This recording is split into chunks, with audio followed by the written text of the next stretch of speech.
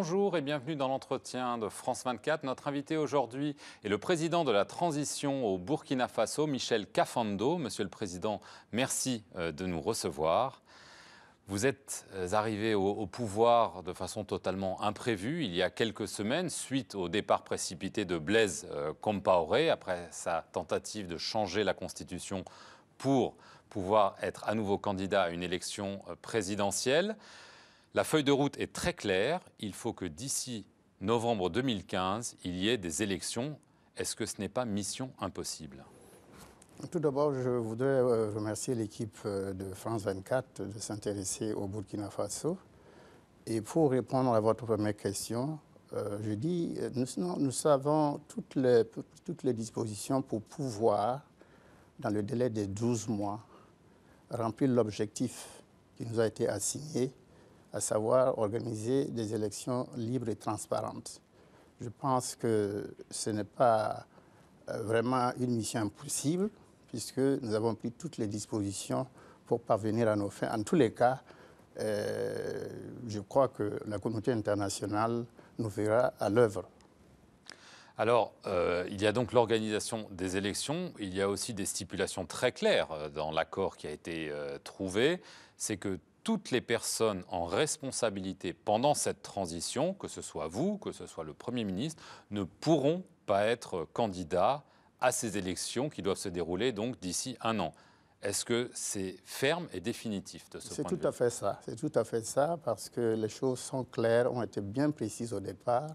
L'équipe de transition, aussi bien le président que le Premier ministre et les membres du gouvernement, ne pourront pas se présenter à l'issue des élections qui auront lieu en novembre 2015. Ça, c'est entendu et nous tenons clairement, véritablement, à respecter notre engagement.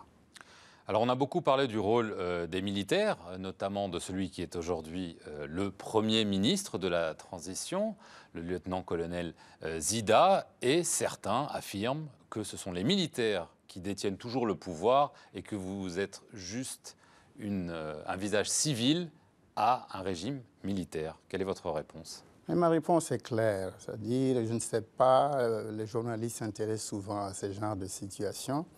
Nous, ce qui nous préoccupe, c'est vraiment de mener notre mission à bon port. Ce qui est certain, il y a un président civil et la charte l'indique clairement.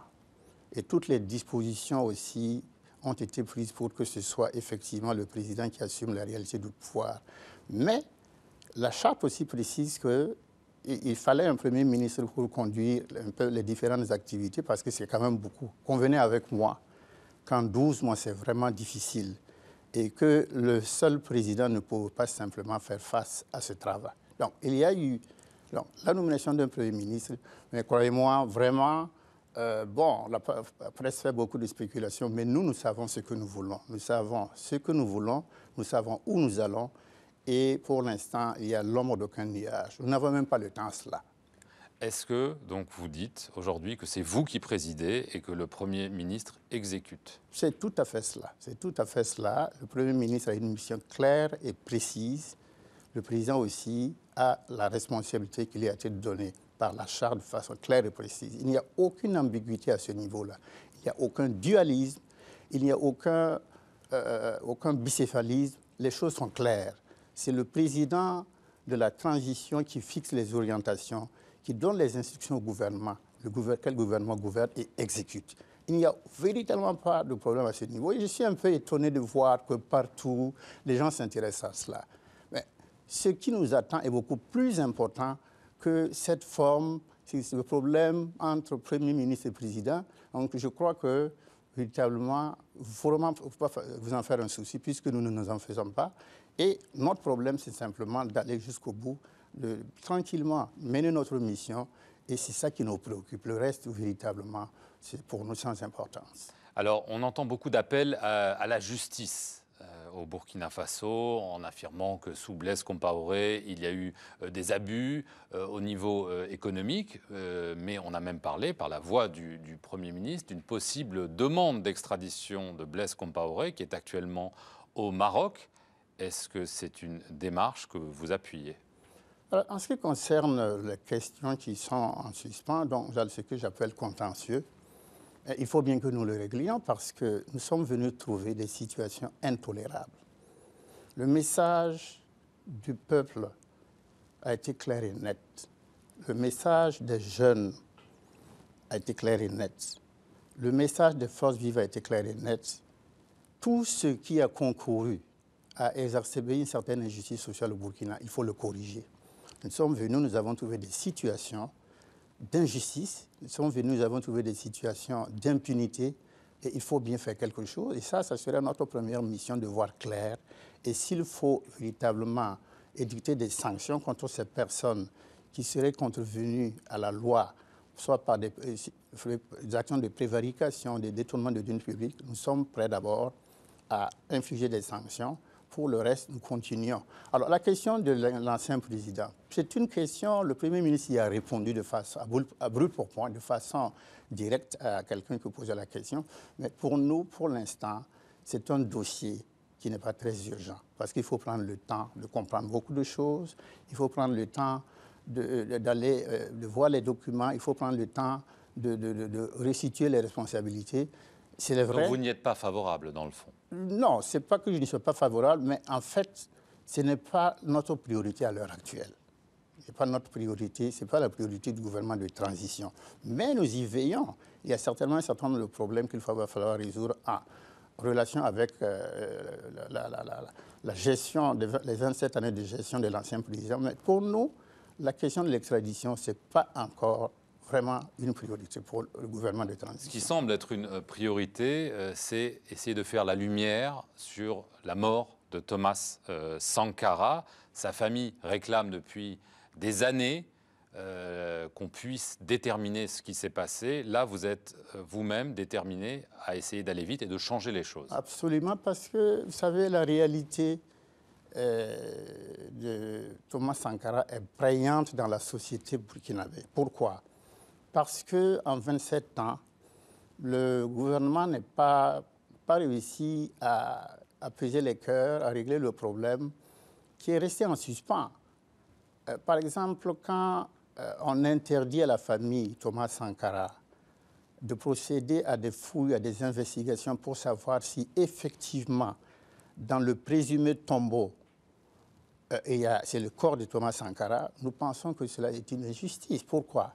Il faut laisser la famille quand même faire la vérité sur la situation de cet homme-là. Et puis par la suite, maintenant, on verra. Donc, déjà, c'est une présomption de culpabilité pour nous que d'empêcher la famille d'aller faire ces investigations. Donc, nous avons donné, moi j'ai bien donné l'autorisation de procéder à ces investigations-là. Après quoi, maintenant, nous verrons comment il faut continuer à la faire, continuer les recherches et voir quelles sont les solutions qu'il faut adopter pour pouvoir véritablement résoudre définitivement la question. Y compris des tests ADN. Absolument, absolument. Tout ce qui peut concourir à manifester la vérité, nous y sommes favorables. Alors, vous avez été diplomate pendant des années, notamment aux Nations Unies. Vous avez donc servi sous Blaise Compaoré. Est-ce que vous avez l'impression, maintenant que vous êtes peut-être plus libre d'en parler, que plutôt qu'un médiateur, ça a été quelqu'un qui a semé beaucoup de conflits en Afrique? Bon, il faut dire que c'est vrai, pendant un certain temps, dans les années 90, le Burkina a été mêlé à un certain nombre de problèmes. Tout le monde le sait, notamment la question, le conflit en Sierra Leone, au Libéria, la question en Angola, c'est vrai. Mais après, je crois que le président a compris et il a voulu peut-être se rattraper, puisqu'effectivement, bon, dans le domaine de la médiation, il s'est révélé être un bon médiateur. Mais toujours est-il que, bon, ça n'a pas toujours été véritablement clair et net, surtout si je pense à ces émissions dans des affaires Libéria, Sierra Leone, Angola. Quelle est la leçon du Burkina Faso? Vous venez de rencontrer les autres présidents. On a beaucoup dit aujourd'hui une sorte de nouvelle règle qui s'est créée, 2 mandats et puis s'en va pour les présidents. Est-ce que vous pensez qu'il doit y avoir une sorte de jurisprudence burkinabé pour tout le continent? Je crois parce que ce qui s'est passé au Burkina Faso est à jamais une tâche indélébile dans la gestion du pouvoir politique en Afrique. Comme l'a souligné le président Hollande, il vaut mieux que les pouvoirs politiques qui auront à vivre une situation comme celle de l'ancien régime burkinabé, il vaut mieux être sage déjà en résolvant les problèmes et en se disant pas de tripatouillage. Donc, de ce point de vue, je crois que nous sommes devenus une référence. Et je suis absolument certain que beaucoup de dirigeants politiques réfléchiront par deux fois avant de s'aventurer à essayer de tripatouiller leur constitution. Donc, en cela, ça a été une bonne leçon, ce qui s'est passé au Burkina Faso. Est-ce qu'il y a quand même un risque de coup d'État ou sécuritaire aujourd'hui au Burkina Faso, qui est dans une région où il y a quand même beaucoup de troubles? Nous pensons que vraiment nous sommes en toute sécurité. Je crois que nous n'aurons pas de problème à ce niveau. Mais comme vous le savez, bon, on ne peut jamais être sûr de rien. Et si vous voyez que nous avons pu composer avec les militaires, c'est parce que ces militaires qui sont avec nous aujourd'hui sont ceux-là qui ont été fidèles à leur mission, qui ont plutôt cherché à préserver le peuple que de tirer sur le peuple. Donc nous avions besoin de ce genre de contrefort pour la stabilité des régimes afin de pouvoir remplir la mission que nous avons. Et comme vous le savez très bien, en 12 mois, bon, les choses sont quand même...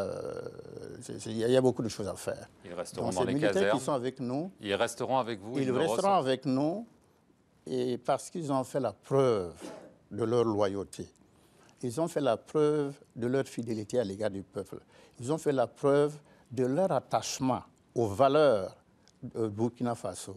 Sinon, vous le savez bien, nous aurions connu une situation sans précédent, une situation de cataclysme qui aurait pu véritablement même déboucher sur une guerre civile. Dieu merci, nous avons pu véritablement sauver la situation. Et je ne pense pas que d'ici novembre, nous ayons des soubresauts qui puissent véritablement nous empêcher de mener à bien notre mission. Monsieur le Président Michel Kafando, merci d'avoir répondu aux questions de France 24. Merci à vous d'avoir regardé cet entretien sur notre chaîne. Restez-y pour plus d'informations.